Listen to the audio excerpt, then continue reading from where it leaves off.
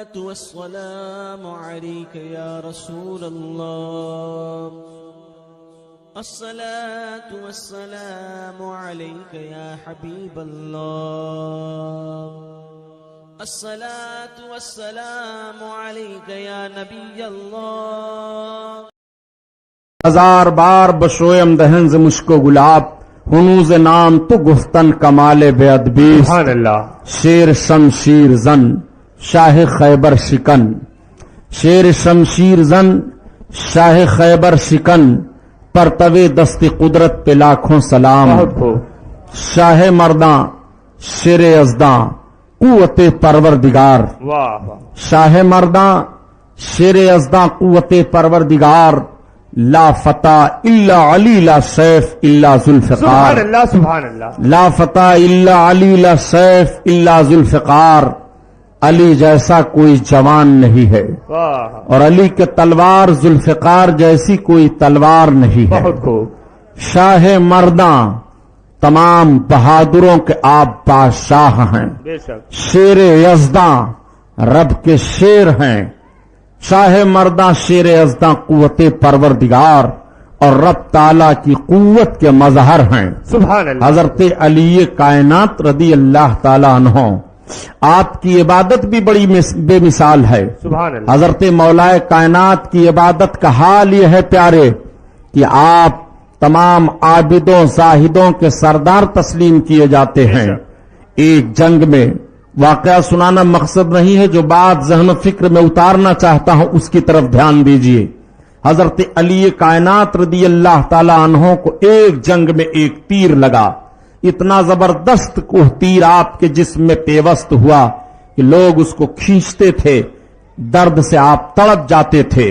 یہ ہوا کہ گوشت کا کچھ حصہ کاٹنا پڑے گا تب تیر نکلے گا. مولا کائنات نے ارشاد فرمایا سنو، اتنی تکلیف ہوتی ہے تیر نکالنے میں کہ اس کو آپ نکال نہیں سکتے. لوگوں نے عرض کیا حضور پھر کیسے یہ تیر نکالا جائے؟ آپ فرماتے ہیں جب میں نماز پڑھنے کے لیے کھڑا ہو جاؤں تو میرے جسم سے تیر کو تم لوگ نکال لینا. ذرا ان کی نماز ملاحظہ فرمائیے کیسی نماز ہے حضرت مولا کائنات کی. جب یہ نماز پڑھنے کے لیے کھڑے ہوئے تو تیر آپ کے جسم سے کھینچا گیا. کھینچنے والے اور جو موجود تھے وہ بیان کرتے ہیں کہ وہی تیر جب کھینچا جاتا تھا تو مولا کائنات تڑپ جاتے تھے، لیکن بدن سے تیر کو کھینچ لیا گیا. آپ کی زبان سے سی کا لفظ بھی نہیں نکلا. اس طرح سے عبادت الہی میں مہو ہیں حضرت مولا کائنات. آقا کریم صلی اللہ علیہ وسلم نے ارشاد فرمایا کہ تم ایسی نماز پڑھو گویا خدا کو دیکھ رہے ہو، اور اگر تم خدا کو نہیں دیکھ سکتے تو یہ تصور رکھو کہ خدا تمہیں دیکھ رہا سبحان ہے. اللہ سبحان ایسی نماز پڑھو، جب ایسی نماز پڑھو گے تو اس نماز میں تم کو لذت حاصل ہوگی. جب ایسی نماز پڑھو گے ایک سوئی کے ساتھ تو وہ نماز تمہیں بے حیائیوں سے روک دے گی، وہ نماز تمہیں برائیوں سے روک دے گی. مولا کائنات رضی اللہ تعالیٰ عنہ کی نماز کو آپ ذرا ملاحظہ فرمائیے کس طرح سے یہ عبادت کر رہے ہیں، ریاضت کر رہے ہیں. مولا کائنات رضی اللہ تعالیٰ عنہ جنگ کے لیے تشریف لائے جا رہے تھے. آپ کے ساتھ تمام آپ کے اصحاب ہیں. مولا کائنات سے لوگوں نے عرض کیا حضور پانی ختم ہو گیا، ہم پیاس کی وجہ سے تڑپ رہے ہیں، ایسا ہے کہ بڑی دقتوں کا سامنا اٹھانا پڑے گا، ہلاکت کا اندیشہ ہے. حضرت علی کائنات ارشاد فرماتے ہیں اچھا اور آگے بڑھو. لوگوں نے کہا حضور ہم نے معلومات حاصل کی ہے، یہاں سے 6 میل کی دوری پر بتایا جا رہا ہے کہ پانی کا چشمہ ہے. آپ فرماتے ہیں گھبراؤ نہیں. ایک جگہ آپ نے زمین کو کھودا، ایک گرجا گھر تھا، اس گرجا گھر کے قریب آپ نے فرمایا زمین کو کھودو. زمین کو جیسے کھودا گیا ایک پتھر نکلا. لوگ اس پتھر کو نکال رہے ہیں مگر ہٹ نہیں رہا ہے اپنی جگہ سے. سارے لوگوں نے پوری طاقت آزمائی کی لیکن پتھر نہیں ہٹ رہا ہے. لوگوں نے عرض کیا حضور ایک اتنا بڑا پتھر پڑ گیا کہ وہ ہٹ نہیں رہا ہے. حضرت علی قریب گئے اور جانے کے بعد آپ نے اپنے انگلی کو اندر ڈالا اور اندر سے اس پتھر کو اٹھایا، پتھر हट गया। उसके नीचे साफ शफाफ पानी का चश्मा निकला। इतना मीठा पानी कि उस सफर में इतना मीठा पानी उन लोगों को नहीं मिला था। मौलाए कायनात फरमाते हैं कि तुम सब लोग अपने मशकीजों को भर लो, अपने ऊंटों को पिला दो, घोड़ों को पिला दो। सारे लोग पानी पी करके सैराब हो गए और पानी जरूरत भर के लिए रख लेते हैं। हजरत मौलाए कायनात ने फरमाया अब इस चश्मा पर वही पत्थर रख दो। तब तक गिरजाघर के अंदर से राहिब निकला और निकलने के बाद उसने कहा ये बताइए कि आप फरिश्ता हैं? आपने फरमाया नहीं। उसने कहा क्या आप नबी हैं? कहा नहीं। उसने कहा क्या आप नबी के दामाद हैं? तब तक हजरत अली ने फरमाया हाँ मैं मोहम्मदुर रसूलुल्लाह सल्लल्लाहु तआला अलैहि वसल्लम का दामाद हूं। उस राहिब ने कहा अली अपना हाथ बढ़ाओ, मुझे कलमा तैयबा पढ़ा करके इस्लाम में दाखिल करो। हजरत मौलाए कायनात ने कलमा पढ़ाया और पढ़ाने के बाद इरशाद फरमाया कि तुम इतनी देर तक कलमा पढ़ने में क्यों रुके हुए थे? उसने कहा सुनो, हमने अपनी किताबों में पढ़ा है कि इस पानी को वही खोज लगा पाएगा और इस पत्थर को वही टालेगा जो या तो नबी होगा या नबी का दामाद होगा। ए अली, अब आप हमको मिल गए तो आपके हाथ पर मैं इस्लाम कबूल कर रहा हूं। मौलाए कायनात सज्दे शुक्र के लिए गिर जाते हैं और अर्ज करते हैं ए परवरदिगार मैं तेरा ऐसा बंदा हूं कि पुरानी किताबों में भी मेरा जिक्र है। ए परवरदिगार आलम, तूने मुझे यह फजीलत अपने हबीब के सदका में बख्शी है। मौलाए कायनात फिर आगे बढ़े। आप हजरत अली की करामतों को मुलाहजा फरमाइए। आज हजरत अली का नाम मुसीबत में लिया जाता है, आज हजरत अली का नाम परेशानियों में लिया जाता है, हजरत अली का नाम दुश्वारियों में लिया जाता है। खुदा की कसम मौलाए कायनात के फजाइल को बयान करना हर कसो नाकस की बात नहीं है। रातें खत्म हो सकती हैं, अली की फजीलतें नहीं खत्म होंगी। रातें और दिनों का दिन का चलना रुक सकता है सूरज का, मगर अली की फजीलत नहीं खत्म हो सकती है। मौलाए कायनात के इतने फजाइल हैं। अल्लाह ताला ने कुरान अजीम में इरशाद फरमाया इन्नमा युरीदुल्लाहु लियुज़हिबा अन्कुमुर रिज्सा। ए नबी के घर वालों, अल्लाह ताला ये चाहता है कि तुमसे नजासत को पाक फरमा दे। अहलल बैत, ए बैत वालों, ए घर वालों, अल्लाह तुमसे चाहता है कि पाकी तुम्हें दे दे और नजासत तुमसे दूर फरमा दे। अल्लाह ताला खूब खूब तुम्हें पाक व सुथरा फरमा दे। रब ताला ने कुरान अजीम में यह आयत करीमा नाजिल फरमाई। ये आयत करीमा हजरत अली, हजरत फातिमा, हजरत इमाम हसन, हजरत इमाम हुसैन के लिए है। अल्लाह के हबीब से जब सहाबा ने पूछा या रसूल अल्लाह, अहले बैत किसे कहते हैं? आपके अहले बैत कौन लोग हैं? तो अल्लाह के हबीब इरशाद फरमाते हैं अली, फातिमा, हसन, हुसैन, अहलो बैती, ये सब के सब हमारे अहले बैत हैं। आकाए करीम सल्लल्लाहु तआला अलैहि वसल्लम ने इरशाद फरमाया कि तुम मेरे अहले बैत को जानना चाहते हो तो देखो ये हसन हैं, ये हैं, ये हुसैन हैं, ये हैं, ये अली हैं, ये हैं, ये फातिमा हैं, ये हैं। अल्लाह के हबीब सल्लल्लाहु तआला अलैहि वसल्लम ने परवरिश आप सुन चुके कि हजरत अली की आपने की थी और आप अहले बैत में से हजरत अली को फरमा रहे हैं। जब आयत ततहीर नाजिल हुई, अल्लाह के हबीब सल्लल्लाहु अलैहि वसल्लम ने एक चादर को लिया और लेने के बाद इन पांचों नुफूसे कुदसिया को उस चादर में लिया। सरकार की एक बीवी वहां मौजूद थी, वो भी चादर में आ गई। अर्ज करती है या रसूल अल्लाह, मुझे भी अहले बैत में शामिल फरमा लीजिए। आकाए करीम फरमाते हैं इन्नके खैर अला खैर, तुम खैर पर हो, भलाई पर हो। नबी कौनैन सल्लल्लाहु अलैहि वसल्लम के गुलाम थे, आगे बढ़े अर्ज करते हैं या रसूल अल्लाह, मुझे भी अहले बैत में शामिल फरमा लीजिए। आकाए करीम ने उन्हें भी फजीलत देते हुए फरमाया तुम भी उसी में से हो। नबी कौनैन सल्लल्लाहु अलैहि वसल्लम किसको सरफराज नहीं कर रहे हैं? आइए जरा देखिए, उलमा का तबका बयान फरमा रहा है कि तमाम उम्महातुल मोमिनीन और हजरत अली, हजरत हसन, हजरत इमाम हुसैन ये सब के सब अहले बैत हैं, मगर मुफस्सिरीन और मुहद्दिसीन का अक्सर तबका इस तरफ गया है कि अहले बैत यही पांचों नुफूसे कुदसिया हैं। अल्लाह के हबीब सल्लल्लाहु तआला अलैहि वसल्लम ने इन लोगों को कहां कहां साबित किया, जरा गौर फरमाइए।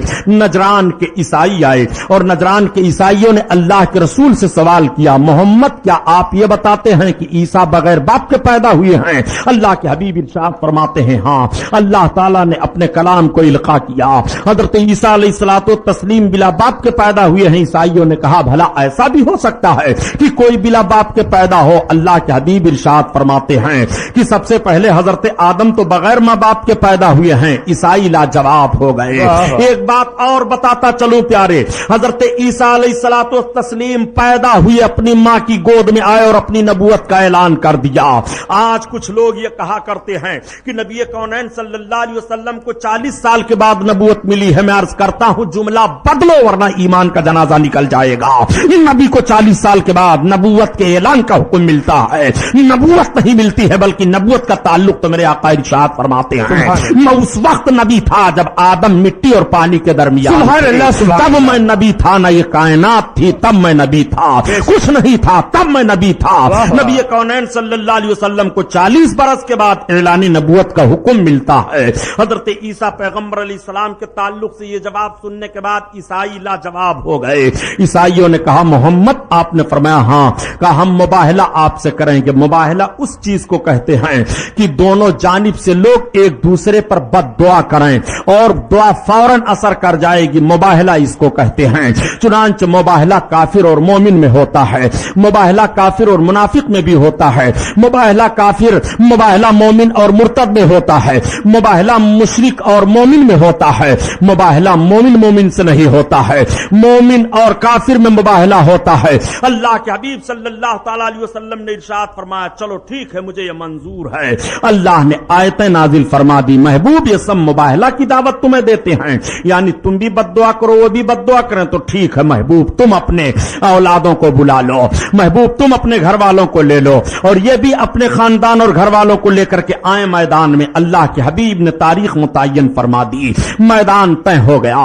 اللہ کے حبیب جب نکلے تو ارشاد فرماتے ہیں علی تم آ جاؤ، فاطمہ تم آ جاؤ، حسن تم آ جاؤ، حسین تم آ جاؤ۔ حضرت امام حسن و حسین علی اور فاطمہ کو لے کر کے میرے آقا چلے۔ آقا کریم فرماتے ہیں حسن تم ہماری داہنی جانب ہو جاؤ، حسین تم ہماری بائیں جانب ہو جاؤ، اور آپ فرماتے ہیں فاطمہ تم میرے پیچھے ہو جاؤ، علی تم فاطمہ کے پیچھے ہو جاؤ۔ ذرا خاتون جنات فاطمہ زہرا کے نقش قدم کا حجاب ملاحظہ فرمائیے، حضرت خاتون جنت کے قدم کا نشان بھی نہ ظاہر ہونے پائے، وہ حضرت خاتون جنت فاطمہ زہرا ہیں۔ مولا کائنات جب میدان میں پہنچے ان نفوس قدسیہ کو لے کر کے، تب تک تمام پادری آئے اور عیسائی آئے۔ جو ان میں سب سے بڑا ان کا پادری تھا اس نے کہا سنو تم لوگ ان سے مباہلہ مت کرو۔ کہا کیوں؟ کہا میں دیکھ رہا ہوں کہ اگر یہ نبی دعا کر دیں گے اور یہ لوگ آمین کہہ دیں گے تو پوری دنیا میں کوئی عیسائی نہیں باقی بچے گا، سب لوگ ہلاک ہو جاؤ گے۔ میں دیکھ رہا ہوں ایسے چہروں کو، ایسی پیشانیوں کو، کس طرح نور والے وہ چہرے ہیں۔ اللہ اکبر۔ آقا کریم صلی اللہ علیہ وسلم نے ارشاد فرمایا جب میں ان پر بد دعا کروں گا دعائے ہلاکت ان کے لیے تو تم سب آمین کہنا۔ نبی کونین ہاتھ اٹھانے والے تھے، یہ تب تک پادریوں نے کہا اے محمد ہم آپ سے مباہلہ نہیں کریں گے۔ چنانچہ نجران کے عیسائی جزیہ دے کر کے صلح کر لیتے ہیں اور پھر واپس چلے جاتے ہیں۔ اللہ کے حبیب ارشاد فرماتے ہیں کہ اگر عیسائی مجھ سے مباہلہ کر لیتے اور یہ میرے حسن حسین فاطمہ علی میری دعا پر آمین کہہ دیتے تو یہ فوراً کے فوراً سارے نجران کے عیسائی سور اور بندر ہو جاتے اور سال بھر کے اندر اندر پھر دنیا میں کوئی عیسائی بچتا نہیں۔ کیا بات، ان پر بالکل عذاب قریب آ چکا تھا، ان پر عذاب نازل ہونے والا تھا۔ اللہ کے حبیب صلی اللہ علیہ وسلم کی دعا کی اجابت بھی ملاحظہ فرمائیے، اسی لیے تو اعلی حضرت عظیم البرکت فرماتے ہیں کہ اجابت کا صحرا عنایت کا جوڑا۔ کیا بات ہے، بہت خوب۔ اجابت کا صحرا عنایت کا جوڑا، دعا بن دلہن بن کے نکلی دعائے محمد، دلہن بن کے نکلی دعائے محمد صلی اللہ علیہ وسلم۔ حضرت علی رضی اللہ تعالیٰ عنہ جس کے لیے آمین کہہ دیں اور نبی دعائے ہلاکت فرما دیں وہ ہلاک ہو جائے گا۔ اپنے نبی کی بھی فضیلت ملاحظہ فرماتے چلیے اور حضرت علی کی بھی برکت ملاحظہ فرماتے چلیے، حضرت فاطمہ حضرت امام حسن و حسین کو بھی دیکھتے ہوئے چلیے۔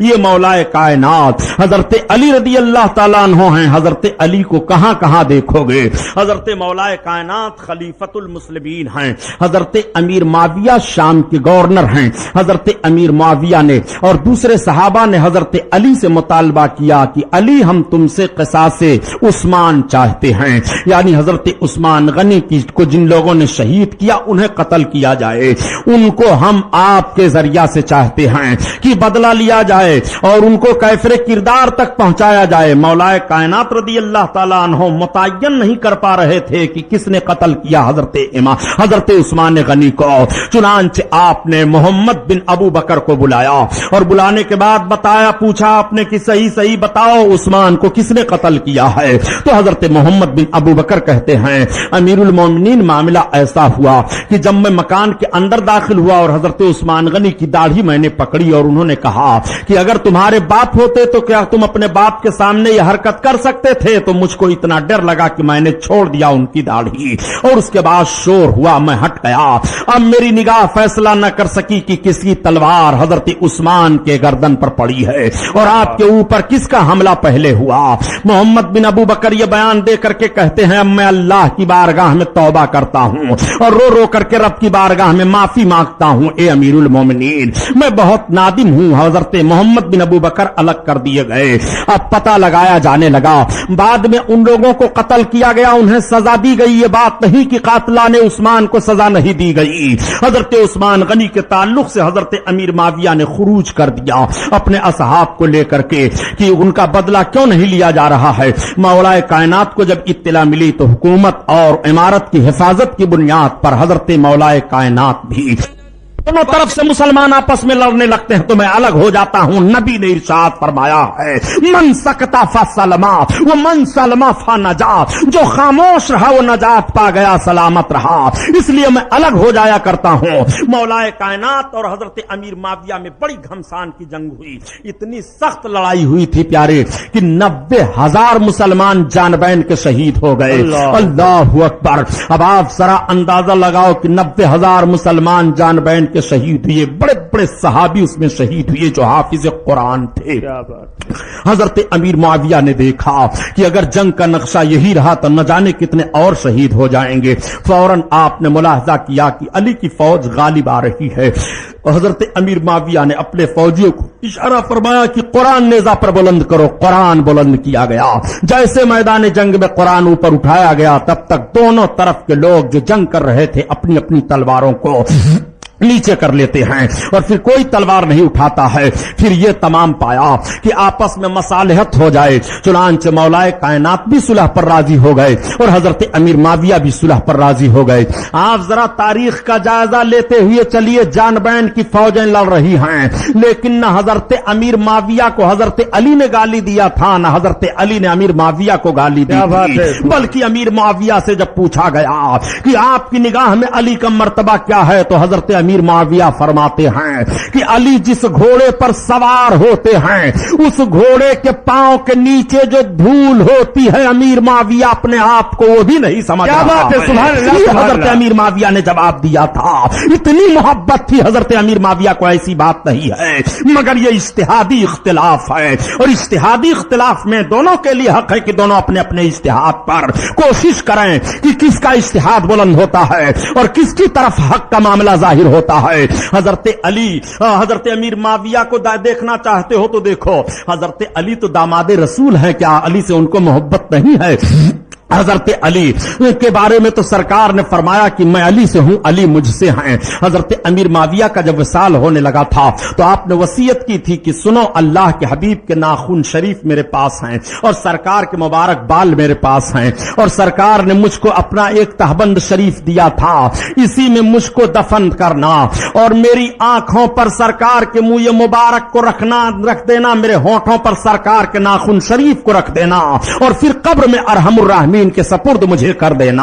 امیر معاویہ کو سرکار سے لگے ہوئے لباس سے اتنی محبت ہے تو کیا علی سے محبت نہیں ہے؟ ہے حضرت علی سے محبت، ایسی بات نہیں ہے۔ اجتہادی اختلاف کو عداوت نہیں کہہ سکتے ہو، اجتہادی اختلاف کو دشمنی نہیں کہہ سکتے ہو، اجتہادی اختلاف کو بغاوت نہیں کہہ سکتے ہو، اجتہادی اختلاف کو ایک دوسرے کا دوسرا دشمن نہیں گردانا جاتا ہے۔ ذرا نوعیت سمجھو اگر پڑھے لکھے تو اجتہادی اختلاف کسے کہتے ہیں؟ आओ जरा देखो।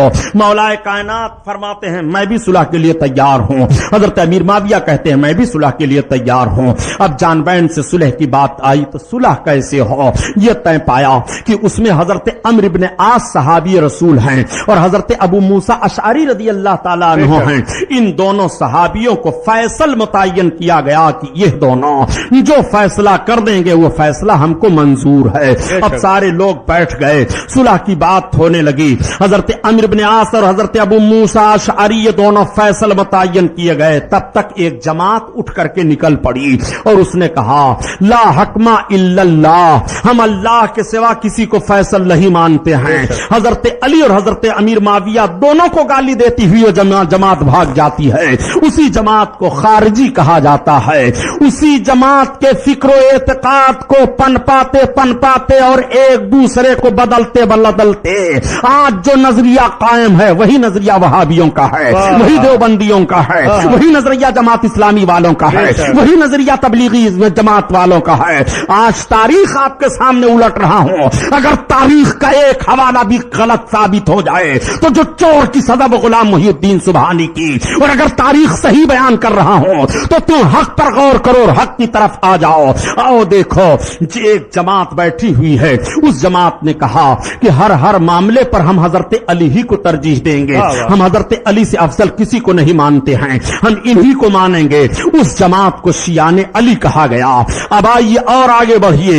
एक जमात बैठी हुई है जिस जमात ने कहा कि जब ये दोनों फैसला को तस्लीम करने के लिए तैयार हैं तो ये दोनों सहाबी जो फैसला दोनों के हक में कर देंगे हम सबको भी मंजूर है। वही जमात बीच की जमात कही गई है और उसी जमात का नजरिया है जिस जमात का नाम अहले सुन्नत व जमात है। यही वो जमात है। तारीख का ये हवाला नोट करो और समझो जमातें कहां से बनी हैं और इख्तिलाफ कहां से शुरू हुआ है। चुनांचे ये खारजी लोग जब निकल करके भागे तो हजरत अमीर माविया की बगावत किया, हजरत अली की भी बगावत किया। हजरत अली को खारजियों के मुकाबले में जंग करनी पड़ी और बड़ी भयानक जंग हुई, खारजियों को तहत किया गया।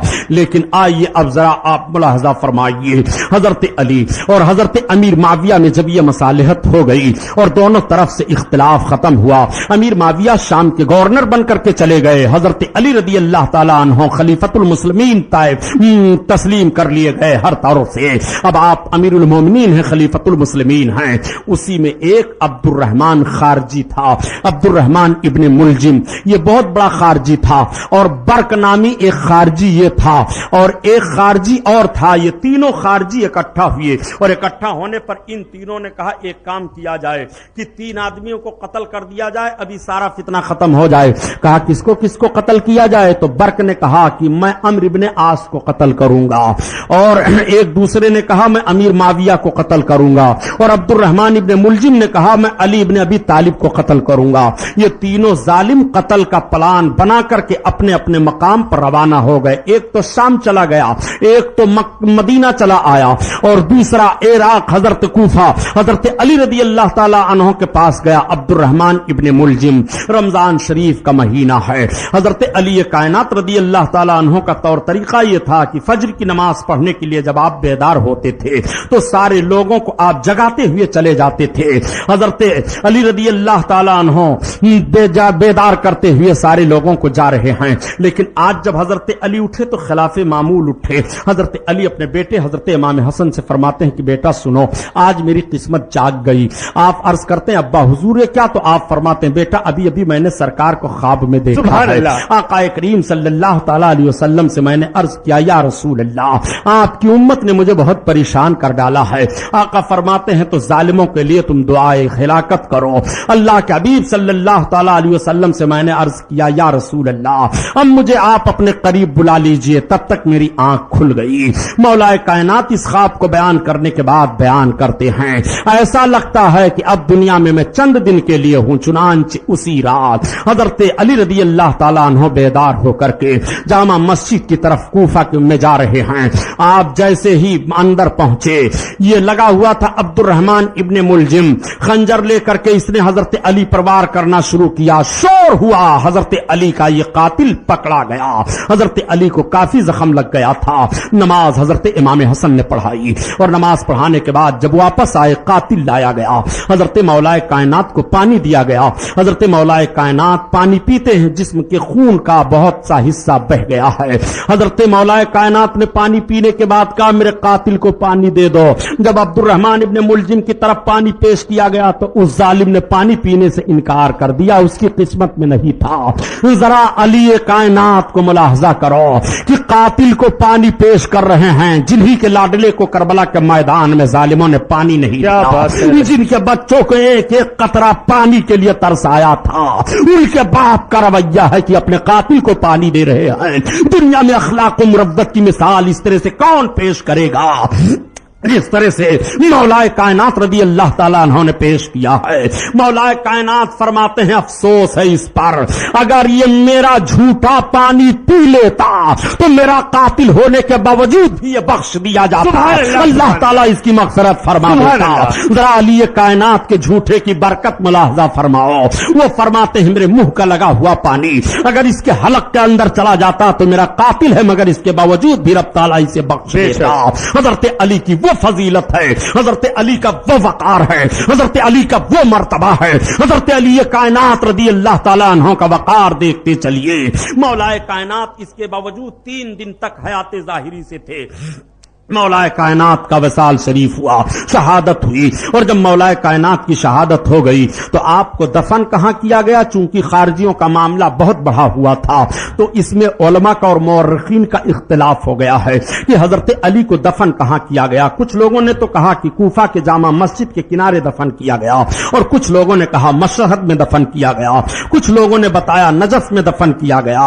اور نجف کا معاملہ یہ ہے کہ حضرت علی رضی اللہ تعالیٰ عنہ کا جنازہ تیار کر کے ایک اونٹ پر رکھا گیا کہ اچانک وہ اونٹ بھاگا، اس کا پیچھا لوگ نہیں کر پائے اور وہ غائب ہو گیا۔ کچھ روز کے بعد وہ اونٹ نجف میں ملا اور وہیں پر آپ کو دفن کیا گیا۔ اللہ عالم بالثواب۔ چونکہ اس لیے یہ معاملہ چھپایا گیا تھا اور رات میں تجہیز و تکفین کا معاملہ عمل میں لایا جا رہا تھا کہ ایسا نہ ہو یہ ظالم خارجی حضرت علی کی قبر شریف جان جائیں تو جاننے کے بعد یہ جائیں اور قبر انور کو کھود کر کے آپ کی شان میں بے حرمتی کریں۔ اس بے حرمتی کے خوف کی بنیاد پر آپ کی قبر شریف کو پوشیدہ رکھا گیا۔ حضرت امام حسن رضی اللہ تعالیٰ عنہ نے عبد الرحمن ابن ملجم کو قتل کیا۔ حضرت امام حسن کو اب لوگ کہنے لگے آپ کو ہم خلیفہ مانیں گے، آپ خلیفۃ المسلمین تسلیم کیے جائیں۔ حضرت امام حسن نے انکار کیا، نہیں مجھ کو یہ بوجھ نہیں چاہیے اور میں اس ذمہ داری کو قبول کرنے کے لیے تیار نہیں ہوں۔ لیکن لوگوں نے کہا نہیں، اے ابن رسول اللہ، اب آپ جیسا فضیلت والا کون ہے، آپ جیسا عظمت والا کون رہ گیا ہے۔ چنانچہ حضرت امام حسن نے خلافت کو منظور فرما لیا، لوگوں نے آپ کے ہاتھ پر بیعت کی۔ حضرت امیر معاویہ رضی اللہ تعالیٰ عنہ نے بھی شام سے اختلاف کیا اور کہا کہ ہم اس کے مستحق ہیں، اب ہم کو امیر المومنین تسلیم کیا جائے۔ حضرت امیر معاویہ اور حضرت امام حسن میں بھی بات بڑھ گئی، نوبت یہاں تک پہنچ جاتی کہ جنگ ہوتی، خونریزی ہو جاتی اور بہت سارے لوگ شہید کیے جاتے۔ حضرت امام حسن رضی اللہ تعالیٰ عنہ سوچنے لگے کہ نہیں، ایسا نہیں ہونا چاہیے، اس لیے کہ ایک مرتبہ حضرت امام حسن کو گود میں سرکار نے لیا تھا اور لینے کے بعد ارشاد فرمایا تھا یہ میرا وہ بچہ ہے کہ جس کے ذریعہ سے اللہ تعالی مسلمانوں کے 2 گروہ میں صلح کرائے گا۔ سبحان اللہ، سبحان اللہ اکبر۔ حضرت امام حسن اس سرکار کے فرمان کو اپنے ذہن میں لیے ہوئے ہیں۔ اب حضرت امام حسن جنگ کے لیے نہیں آمادہ ہو رہے ہیں۔ لوگوں نے بہت کہا حضور ہم آپ کے ساتھ قربانی دینے کے لیے تیار ہیں، ہم جان کی بازی لگانے کے لیے تیار ہیں، ہم آپ کے قدموں میں اپنے جان کی قربانی پیش کریں گے، آپ کی عزت و حفاظت نفس عزت کے لیے اور آپ کی امارت اور خلافت کی حفاظت کے لیے ہم خون کا ایک ایک قطرہ بہا دیں گے۔ حضرت امام حسن نے فرمایا نہیں، لیکن تیاری دونوں جانب سے ہو رہی تھی۔ حضرت امیر معاویہ کو جب پتہ چلا تو انہوں نے بھی بڑی سنجیدگی سے غور کیا اور سوچا کہ اگر جنگ ہوتی ہے تو بہت سارے مسلمان کام آ جائیں گے، نہ جانے کتنے صحابہ شہید ہو جائیں گے، پھر اسلام کا حال کیا ہوگا؟ تو حضرت امیر معاویہ نے ایک سادہ کاغذ اور ایک قاصد حضرت امام حسن کی بارگاہ میں بھیجا۔ سبحان اللہ۔ تاریخ کو کیوں نہیں بیان کرتے ہو الزام لگانے والوں؟ امیر معاویہ کو بھی برا بھلا نہ کہو، وہ صحابی رسول ہیں، وہ کاتب وحی ہیں، اللہ کے حبیب صلی اللہ تعالی علیہ وسلم کے معتمد صحابی ہیں، اللہ اکبر، اور اجلا صحاب میں سے حضرت امیر معاویہ ہیں۔ امیر معاویہ نے سادہ کاغذ حضرت امام حسن کی بارگاہ میں بھیجا اور آپ نے کہا کہ امام حسن جتنی شرطیں لکھ دیں ہم کو سب منظور سبحان ہے، اللہ، سبحان ہم بھی جنگ کرنا نہیں چاہتے ہیں، ہم بھی اختلاف نہیں چاہتے ہیں۔ اب کیوں حضرت امیر معاویہ کو مجرم قرار دے رہے ہو؟ اب ذرا دیکھو، حضرت امام حسن کے تعلق سے جب انہوں نے کاغذ بھیج دیا کہ وہ جو کہہ دیں گے، جو لکھ دیں گے ہمیں سب منظور ہے، امام حسن اگر اس پر یہ لکھ دیتے کہ امیر معاویہ آپ جو ہے خلافت کے حقدار نہیں ہیں تو حضرت امیر معاویہ کو ماننا پڑتا، اس لیے کہ انہوں نے لکھ کر کے انہوں نے سادہ کاغذ بھیجا تھا۔ حضرت امام حسن نے سادہ کاغذ کو لیا اور اس پر 14 شرطیں حضرت امام حسن نے لکھی اور ساری شرطوں کو حضرت امیر معاویہ نے منظور فرما دیا۔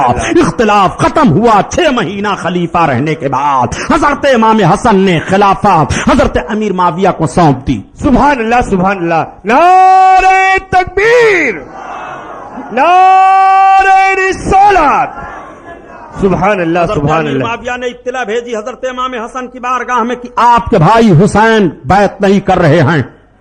حضرت امیر معاویہ سے جب یہ اطلاع ملی تو حضرت امام حسن فرماتے ہیں کہ آپ کوئی تعرض نہ کریں، وہ بھی بیعت کر لیں گے۔ کچھ دن کے بعد حضرت امام حسین رضی اللہ تعالیٰ عنہ نے بھی بیعت کر لیا اور آپ نے کوئی تعرض نہیں کیا۔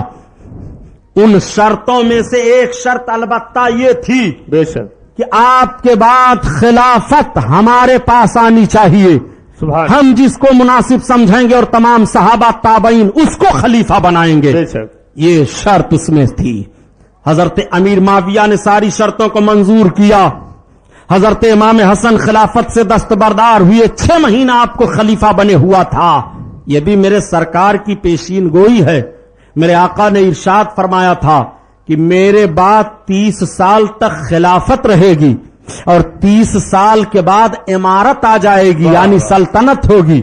جب حضرت امام حسن کو خلیفہ بنے 6 مہینہ پورا ہوا تو سرکار کو لے کر کے حضرت امام حسن کی مدت خلافت تک 30 سال پورے ہو گئے تھے۔ نبی کونین نے جو ارشاد فرمایا تھا اس ارشاد پر معاملہ آ کر کے رک جاتا ہے اور اسلامی سلطنت کے پہلے بادشاہ، پہلے امیر حضرت امیر معاویہ منتخب ہوئے۔ سبحان اللہ، سبحان اللہ۔ حضرت امیر معاویہ کو پہلا اسلامی بادشاہوں کا بادشاہ کہا گیا، پہلا امیر ان کو کہا گیا، لیکن بڑے مدبر تھے حضرت امیر معاویہ، بڑے سیاسی تھے حضرت امیر معاویہ۔ حضرت امیر معاویہ کے دور میں بڑی جنگیں لڑی گئیں، بہت فتوحات ہوئی۔ حضرت امیر معاویہ ہی کا دور ہے کہ پہلی جنگ قسطنطنیہ کی لڑی گئی، سب سے پہلا لشکر آپ نے ہی قسطنطنیہ میں بھیجا تھا۔ کچھ لوگ ظالم ہیں اور نہ جانے کس طرح سے تاریخیں پڑھتے ہوں، کہہ دیا کرتے ہیں معاذ اللہ کہ حضرت امیر معاویہ نے جب پہلا لشکر بھیجا تھا قسطنطنیہ پر تو اس میں یزید بھی شامل تھا، اور اللہ کے رسول نے ارشاد فرمایا کہ قسطنطنیہ پر اول جیش یعنی پہلا لشکر جو ہوگا وہ مغفور ہے، بخشا بخشایا ہے۔ بے شک، سبحان اللہ۔ اس پر بہت سیر حاصل گفتگو کی جا سکتی ہے، مگر اتنی بات میں ضرور عرض کروں گا کہ نبی کونین صلی اللہ تعالی علیہ وسلم فرماتے ہیں، حدیث شریف کا لفظ ہے مغفور لہم، وہ سب بخشے بخشائے ہیں۔ سب سے پہلی بات تو پہلا لشکر جب قسطنطنیہ کی طرف گیا ہے تو اس میں یزید تھا ہی نہیں، اس کی عمر 4 سال کی بتائی جاتی ہے، اور دوسرے لشکروں میں اگر وہ تھا تو نبی کونین صلی اللہ تعالی علیہ وسلم نے مومن کے لیے بخشش کی بشارت دی ہے، یہ بات نہیں ہے۔ سرکار ارشاد فرماتے ہیں کہ جو نماز پڑھے گا وہ بھی بخشا جائے گا، نبی فرماتے ہیں جو روزہ رکھے گا وہ بھی بخشا جائے گا، نبی کونین فرماتے ہیں جو قرآن کی تلاوت کرے گا وہ بھی بخشا جائے گا، جو سورہ یاسین پڑھ لے گا وہ بھی بخشا جائے گا۔ سرکار یہ بھی تو ساری باتیں ارشاد فرما رہے ہیں۔ پھر میں آپ سے پوچھنا چاہتا ہوں، اگر کوئی گناہ کرے تو کیا گناہ کا سزا نہیں پائے گا؟ اگر کوئی جرم کرے تو کیا جرم کا سزا نہیں پائے گا.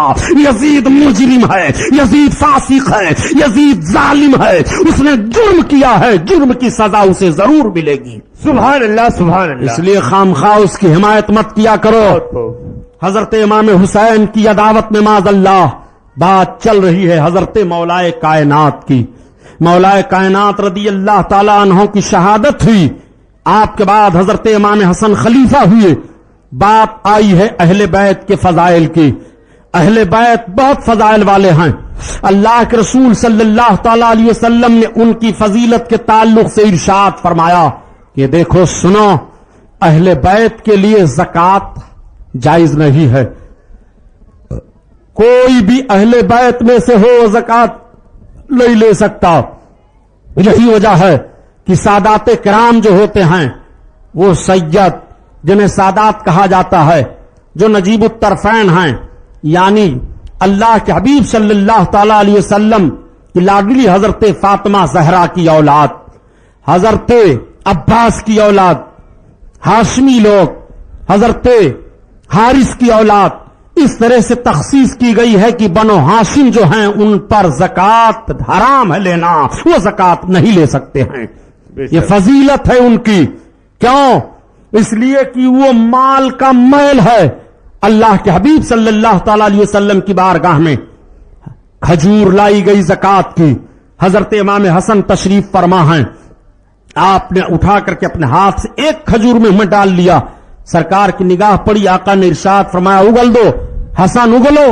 حضرت امام حسن نے اگل دیا. اللہ کے حبیب فرماتے ہیں یہ مال کی میل ہے, یہ بنو ہاشم کے لیے نہیں ہے, یہ میری اولاد کے لیے نہیں ہے. اللہ اکبر, اتنی فضیلت ہے. آقا کریم صلی اللہ علیہ وسلم نے ارشاد فرمایا کہ قیامت کے دن سارے لوگوں کے نسب منقطع ہو جائیں گے, سارے لوگوں کے سبب منقطع ہو جائیں گے, لیکن نہ میرا سبب منقطع ہوگا, نہ میرا نسب منقطع ہوگا. میرا نسب کام دے گا, میرا سبب کام دے گا. اللہ کے حبیب ارشاد فرماتے ہیں قیامت کے دن سب سے پہلے میں اپنے اہل بیت کی شفاعت کروں گا, سب سے پہلے اپنے خاندان والوں کی شفاعت کروں گا.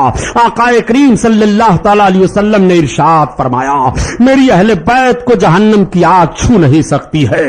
اسی وجہ سے علماء بیان فرماتے ہیں کہ سادات میں سے اگر کچھ ایسے لوگ ہیں کہ جن سے کوئی خطا ہو جائے شرعی, تو ان کو اللہ تعالی مرنے سے پہلے پہلے توبہ کی توفیق عطا فرما دے گا. اس طرح سے وہ دنیا سے تشریف لے جائیں گے. یہ ان کی فضیلت ہے, یہ ان کے لیے کرامت ہے, یہ ان کے لیے بزرگی ہے. مگر ایک سوال یہ بھی پیدا ہوتا ہے کہ کچھ لوگ بیان کرتے ہیں کہ صاحب بخاری شریف میں ہے کہ اللہ کے رسول صلی اللہ تعالی علیہ وسلم نے ایک مرتبہ حضرت خاتون جنت فاطمہ زہرا سے ارشاد فرمایا کہ فاطمہ سنو, اللہ تعالیٰ کے وہاں میں تمہیں عذاب سے بچا نہیں سکتا, لیکن میرے پیارے یہ بخاری شریف میں بات ہے. آقا کریم نے اس بات کو کب ارشاد فرمایا؟ میرے سرکار کے تعلق سے محدثین فرماتے ہیں کہ آقا اس بات کو اس لیے اپنے خاندان والوں کے لیے فرما دے رہے ہیں کہ تاکہ خاندان والے سبب اور نسب کی بنیاد پر بے عمل نہ ہو جائیں, وہ عمل کریں, عمل نہ چھوڑیں. یہی وجہ ہے کہ حضرت خاتون جنت کے لیے آگے حضرت رسول کائنات نے ارشاد فرمایا یا فاطمہ اے ملی, اے ملی, اے فاطمہ عمل کرو, عمل کرو.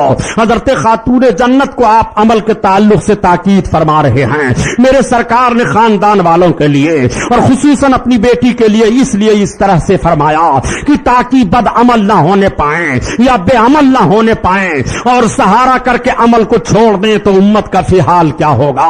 اس لیے میرے سرکار نے یہ ارشاد فرمایا. سرکار کے اس ارشاد کو تم مجبوری بیان کر رہے ہو, نہیں نہیں, یہ مجبوری نہیں ہے, یہ میرے سرکار کا اختیار ہے. آقا کریم صلی اللہ علیہ وسلم ارشاد فرماتے ہیں کہ میرا سبب اور میرا نسب منقطع نہیں ہوگا, بلکہ قیامت کے دن میرا سبب میرا نسب کام آئے گا, اور سب سے پہلے میں اہل بیت کی شفاعت کروں گا. سبحان اللہ سبحان درود اللہ. پاک پڑھ لیجئے. اللہم صلی علی سیدنا مولانا محمد معدن الجود والکرم وعلی آلہ وبارک وسلم. صلاۃ و سلام علیک یا رسول اللہ صلی اللہ تعالی علیہ وسلم. اہل بیت کی فضیلت کا حال یہ ہے پیارے, اس لیے اہل بیت کی شان میں کبھی بھی ذہن و فکر میں کوئی بات نہ آنے پائے, کبھی بھی گستاخی کا کوئی جملہ نہ نکلنے پائے.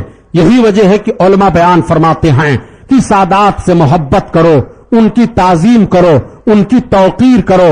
हजरत इमाम शाफई रहमतुल्लाह ताला अलैह इतनी सादात से मोहब्बत फरमाया करते थे कि आपकी मोहब्बत को देख करके कुछ लोगों ने आपको राफजी कहना शुरू कर दिया था। तो हजरत इमाम शाफई फरमाते हैं, ए लोगों, अगर अहले बैते अतहार की मोहब्बत ही का नाम राफजी होना है तो चलो मुझे राफजी ही कहो, इसकी कोई परवाह नहीं है, लेकिन मैं अहले बैते अतहार की मोहब्बत में कोई कमी नहीं करूंगा।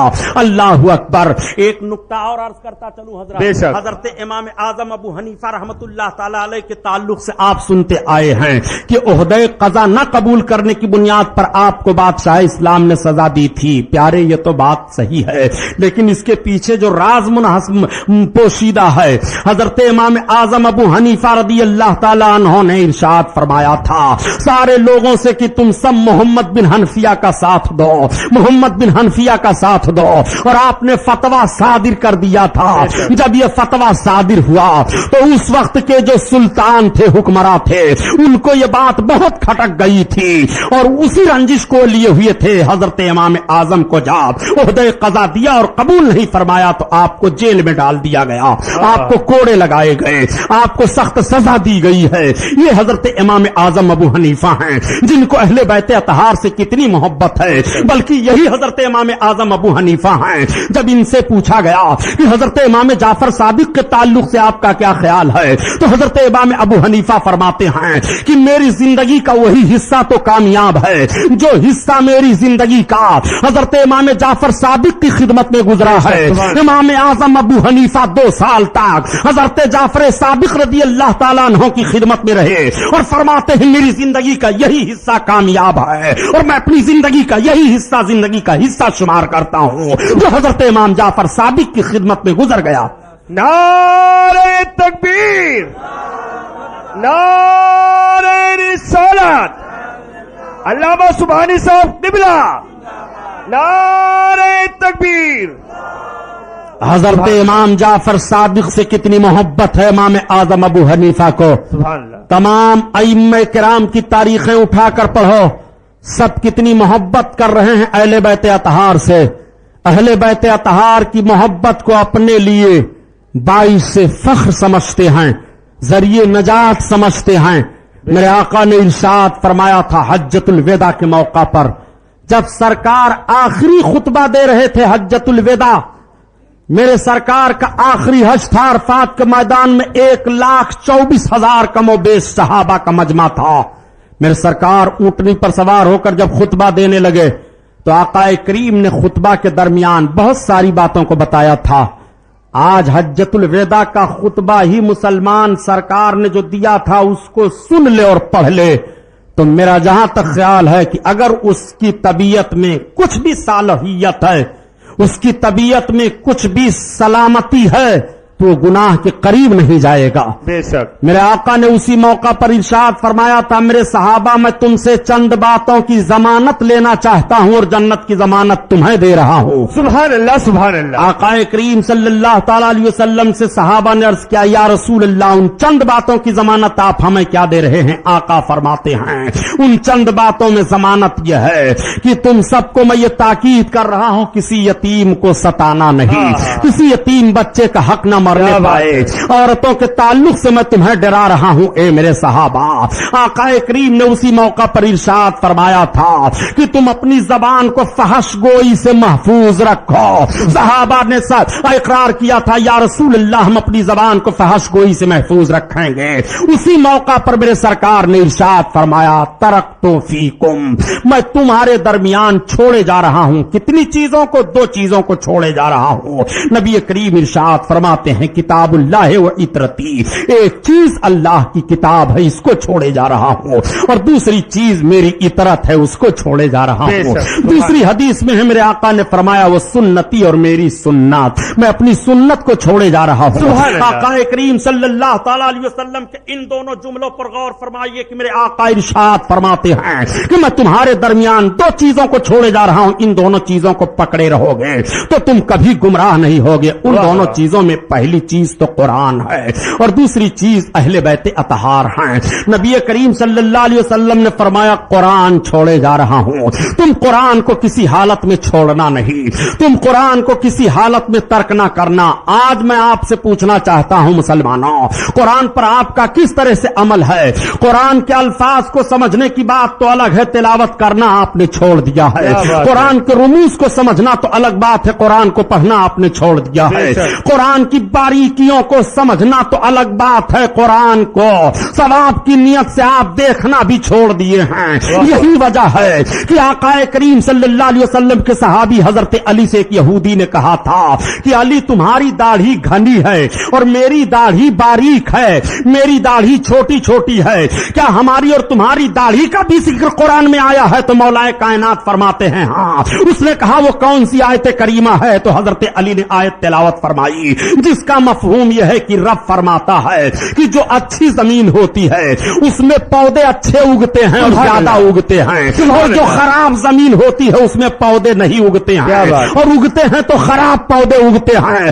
دیکھ میری داڑھی زیادہ ہے, زمین اچھی ہے اس لیے بال زیادہ نکل رہے ہیں, اور تیری زمین اچھی نہیں ہے اس لیے بال کم نکلے ہوئے ہیں. وہ حضرت مولا کائنات ہیں جنہوں نے اپنی داڑھی اور یہودی کی داڑھی کا علم قرآن سے ثابت فرما دیا. قرآن میں ہے کچھ نہیں, اولین و آخرین کا علم قرآن ہے, سب کچھ قرآن میں ہے. رب تعالیٰ ارشاد فرماتا ہے تبیان لکل شیء, ہر شے کا واضح بیان قرآن میں ہے. یہی وجہ ہے کہ حضرت ابن عباس فرماتے ہیں کہ اگر میری اونٹنی کی کیل الجھ جاتی ہے اور مجھے اسے تلاش کرنا ہو تو میں قرآن میں تلاش کرتا ہوں. قرآن میں کون سا علم نہیں ہے پیارے؟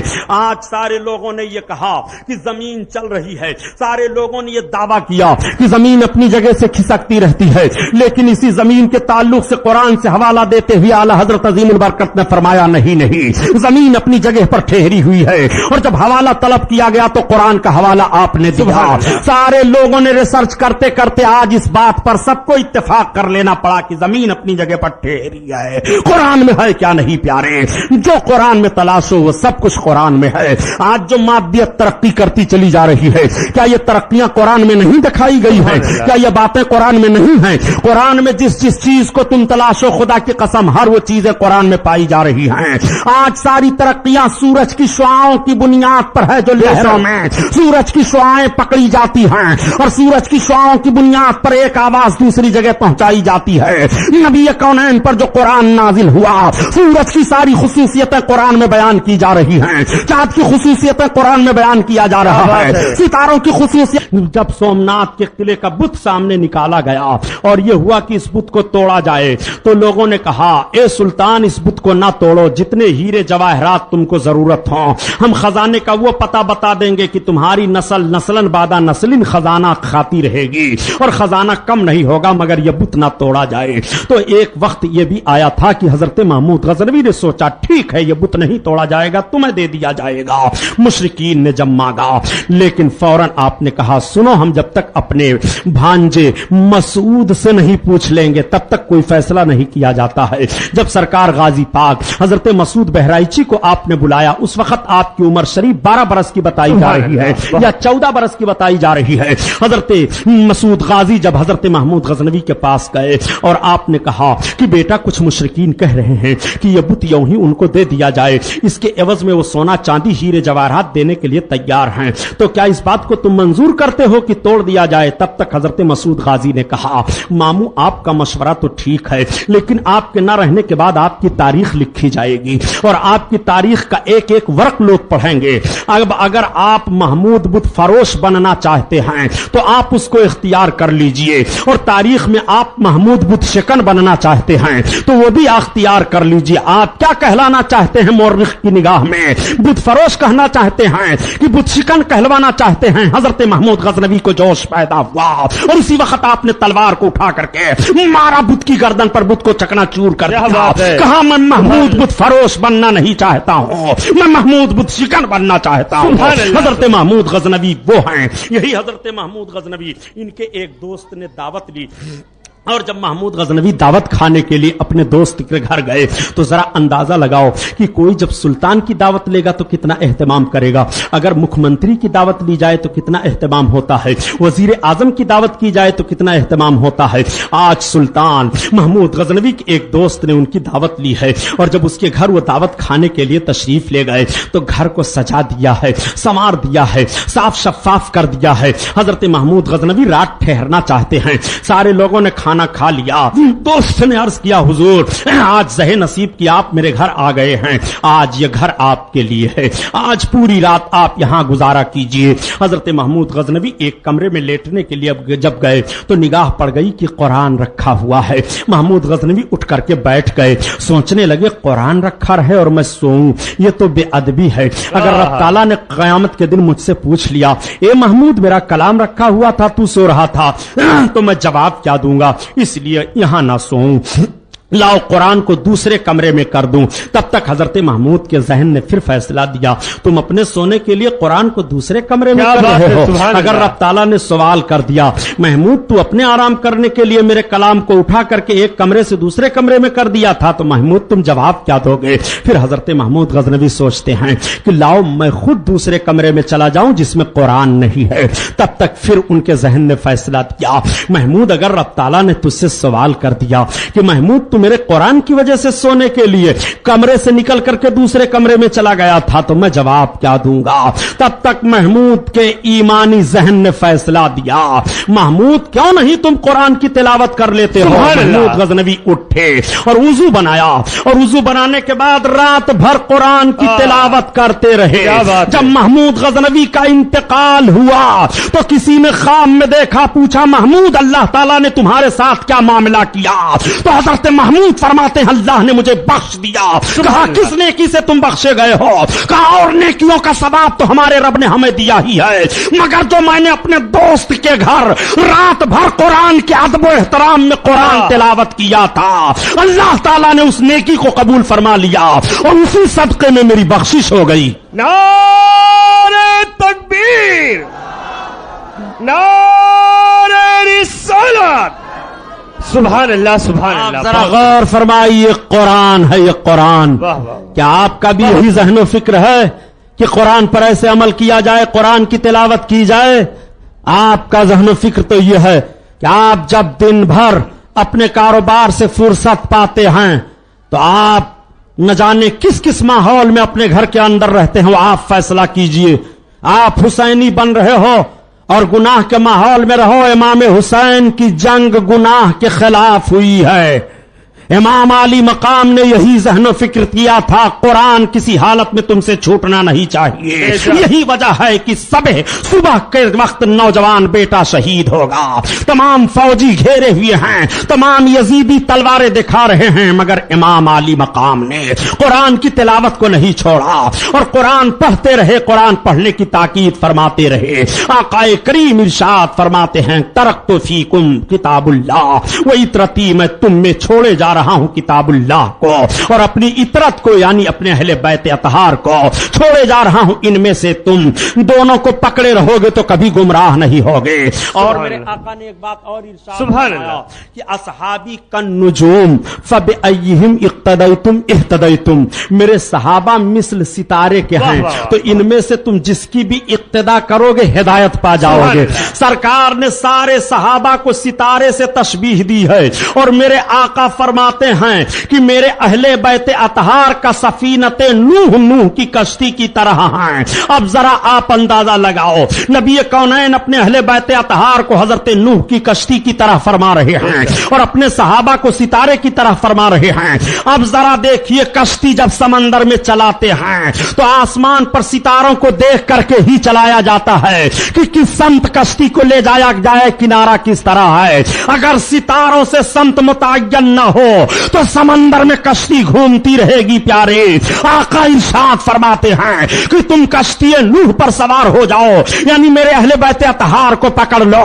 اور میرے صحابہ کو مان لو تو کبھی تم گمراہ نہیں ہوگے، تم راہ راست پر رہو گے۔ اسی لیے آقا فرماتے ہیں مانا علیہ و صحابی، راستہ وہی صحیح ہے جس پر میں ہوں، میرے صحابہ ہیں۔ سبحان اللہ سبحان اللہ، نعرہ تکبیر، नारे रिसालत। सुभान अल्लाह, सुभान बात आ गई तो बता दो। इस हदीस को सब पढ़ते हैं, जितने फिरके वाले हैं सब पढ़ते हैं। माना अलैहि व सहाबी, बेशक, जिस पर मैं हूं मेरे सहाबा हैं। सुभान अल्लाह। हर फिरका दावा करता है मैं जन्नती हूं, जन्नती हूं, लेकिन इतना ठोस जवाब दूंगा प्यारे कि चीख पड़ेंगे। वाह वाह वाह, बहुत शरीफ पढ़ लो तो जवाब दूं। अल्लाहुम्मा सल्ली अला अल्लाहुम्मा सल्ली अला सय्यदना मौलाना मुहम्मदिन मादनिल जूद वल करम सलातो व सलाम वाला अली व बारिक वसल्लिम सलातो व सलाम अलैका या रसूल अल्लाह। सल्लल्लाहु। हजरत इमाम हुसैन को जहन में रखिएगा। और सारे लोग इस हदीस को पढ़ते हैं और जन्नती होने का दावा करते हैं। मेरे आका ने जब इरशाद फरमाया सतफ्तरकु उम्मती अला सलासी व सबईना मिल्लतन कुल्लहुम फिन्नार इल्ला मिल्लतन वाहिदा। सुभान अल्लाह, सुभान अल्लाह। सरकार फरमाते हैं अनकरीब मेरी उम्मत 73 फिरकों में बट जाएगी। सरकार का फरमान है मेरी उम्मत 73 फिरकों में होगी। कुल्लहुम फिन्नार, सुभान अल्लाह। सबका सब जहन्नमी, क्या बात, सब जहन्नम में, इल्ला मिल्लतन वाहिदा, वाह वाह। एक फिरका जन्नती होगा। इससे पता चला कि वो 72 दावा करेंगे कि हम उम्मत रसूलुल्लाह हैं, लेकिन सरकार फरमाते हैं सब जहन्नम में हैं, जहन्नमी हैं। सहाबा ने अर्ज किया या रसूल अल्लाह वो जन्नती फिरका होगा कौन सा? तब आका ने इरशाद फरमाया माना अलैहि व सहाबी, जिस पर मैं हूं और मेरे सहाबा हैं वो फिरका जन्नती है। सुभान अल्लाह, सुभान अल्लाह, सुभान अल्लाह। अब जरा आप जहन पर जोर दीजिए कि आज हर फिरका दावा करता है कि मैं जन्नती हूं और अहले सुन्नत व जमात फिरका भी दावा करता है मैं जन्नती हूं, मगर जो 72 दावा कर रहे हैं कि हम जन्नती हैं, जब जरूरत पड़ती है तो 72 एक स्टेज पर हो जाते हैं, एक जगह में हो जाते हैं, एक बोली इनकी हो जाती है, एक खाना इनका हो जाता है, एक रास्ता इनका हो जाता है, इसलिए कि आखिर में इन 72 को एक जगह रहना है और अहले सुन्नत व जमात इन 72 से दूर रहता है, हर स्टेज पर दूर रहता है, खाने में दूर रहता है, इत्तेफाक व इत्तेहाद करने में इनसे दूर रहता है, चलने में इनसे दूर रहता है, लिबास में इनसे दूर रहता है, नमाज पढ़ने में इनसे दूर रहता है। तो पता चला कि 72 की जगह एक है, वो एक हो जाएंगे और एक जन्नती है, वो 72 से कभी नहीं मिलेगा। नारे तकबीर, नारे रिसालत। सुभान अल्लाह, सुभान अल्लाह। यही वजह है कि ये फिरका किसी से मिलता नहीं। बहुत खूब। ये बहुत दावत देते हैं कि इत्तेफाक व इत्तेहाद का मौका है, एक स्टेज पर चले आइए।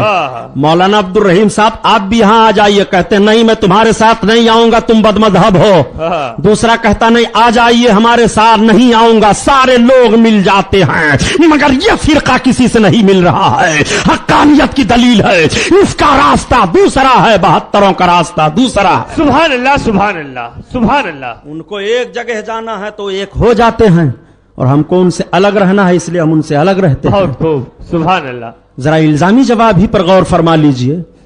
हजरत इमाम हुसैन से ज्यादा दाई इत्तेहाद का कौन होगा? उनसे ज्यादा मुत्तहिद करने वाला कौम का कौन होगा?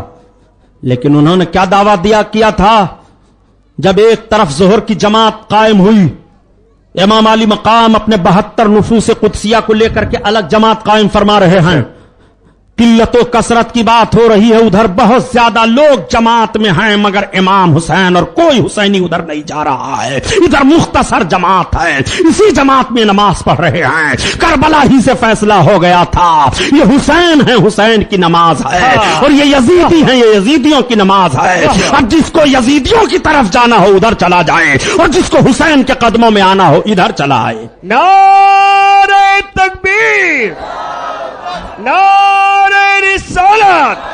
अल्लामा सुभानी साहब किबला।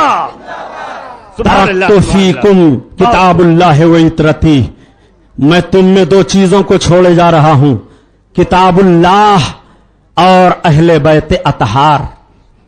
यही वजह है प्यारे, जरा गौर फरमाइए कि अहले सुन्नत व जमात ही में औलियाए किराम हैं, बेशक। कि किसी और जमात में वली आप देखेंगे हैं? किसी जमात में वली किसी जमात में कोई वली नहीं है, सारे औलिया अल्लाह अहले सुन्नत व जमात में हैं, इसलिए कि इरफान की बारिश मौलाए कायनात से चली है। तो जितने सादात हैं अल्हम्दुलिल्लाह वो सब उस बरसात से नहा गए हैं, और उनके सदक़े में जो उनके रास्ते पर चलने वाले मोमिनीन हैं वो भी उसी बरसात में नहा गए हैं। तरक्तु फीकुम किताबुल्लाह व इतरती, दो चीजें मैं तुम में छोड़े जा रहा हूं, ये किताबुल्लाह और दूसरे अपनी अहले बैत अतहार। सुभान अल्लाह, सुभान मेरे अल्लाह। आका की बहुत एक खूब। हदीस और है कि अलैकुम सुन्नती वो सुन्नतो खुलफाई राशिदीन, वाह वाह, बहुत खूब। तुम पर मेरी सुन्नत है और मेरे खुलफाए राशिदीन की सुन्नत है।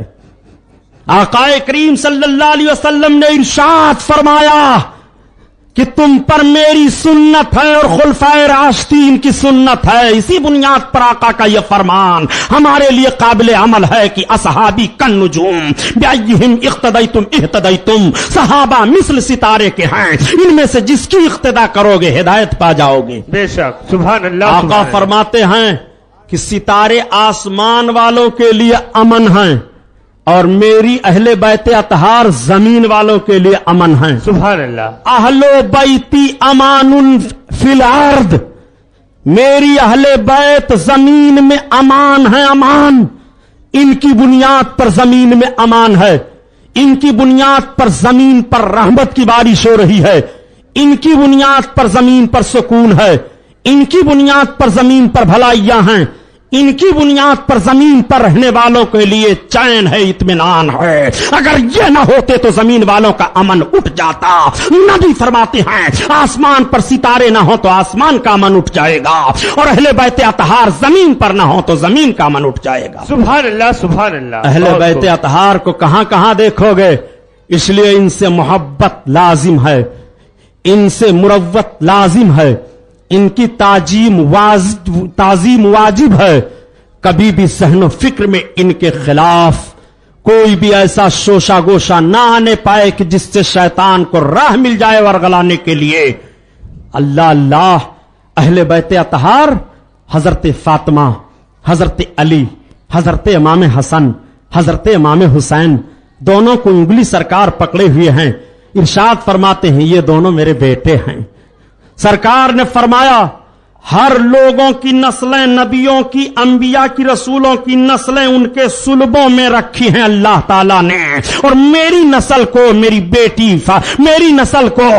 बेटी फातिमा के शौहर अली के सुलब में रखा है। सबकी नस्लें उनसे चलती हैं और मेरी नस्ल अली से चलेगी। सुभान अल्लाह, सुभान अल्लाह। अल्लाह के हबीब सल्लल्लाहु अलैहि वसल्लम के फरमान पर गौर करो और सोचो समझो, इंशाअल्लाह ताला हजरत खातून जन्नत के फजाइल और हजरत इमाम हसन और इमाम हुसैन के फजाइल कल बयान होंगे 8वीं तकरीर में। यह महफिल नूर जिंदाबाद, पाइंदाबाद, वमा अलैना इल्लल बलाग। अस्सलामु अलैकुम।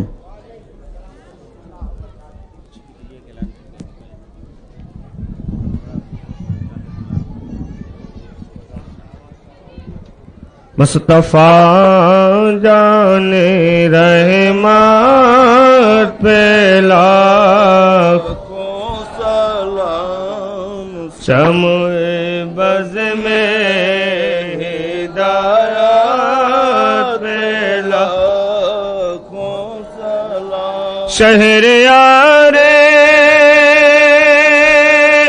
इरम ताजदार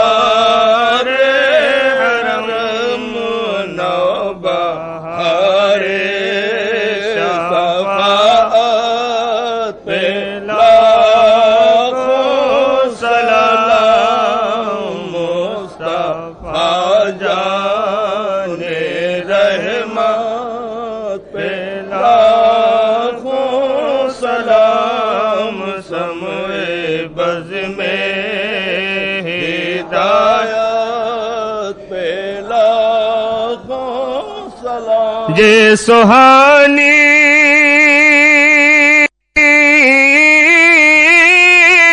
घड़ी चमका तैबा का चाँद, ये सुहानी گھڑی چمکا طیبہ کا چاند اس دل افروز ساعت پہ لاکھوں سلام مصطفیٰ جان رحمت پہ لاکھوں سلام شمع بز میں ہدایت پہ لاکھوں سلام کتنے بکھرے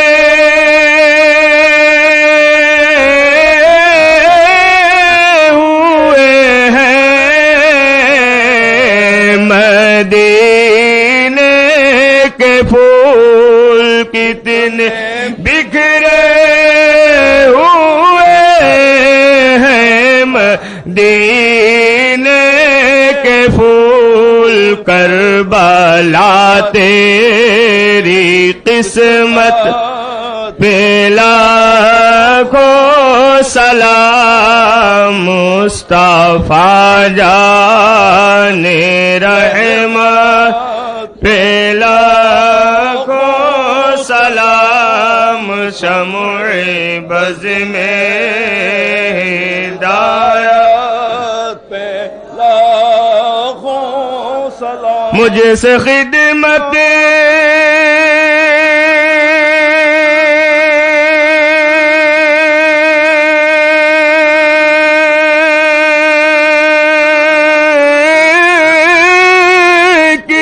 قدسی کہے ہاں رضا مجھ سے خدمت کی قدسی کہے ہاں رضا مصطفیٰ جان رحمت پہ لاکھوں سلام شمع بز میں ہدایت پہ لاکھوں سلام الصلاة والسلام علیکہ یا رسول اللہ الصلاة والسلام علیکہ یا نبی اللہ الصلاة والسلام علیکہ یا حبیب اللہ وعلی آلک وصحبک یا رسول اللہ صلی اللہ تعالی علیہ وآلہ وسلم اللہم صلی علی سیدنا مولانا محمد معدن الجود والکرم وعلى آلہ وبارک وسلم صلاۃ و سلام علیک یا رسول اللہ اللہم احفظنا من کل بلاء الدنیا وعذاب الآخرہ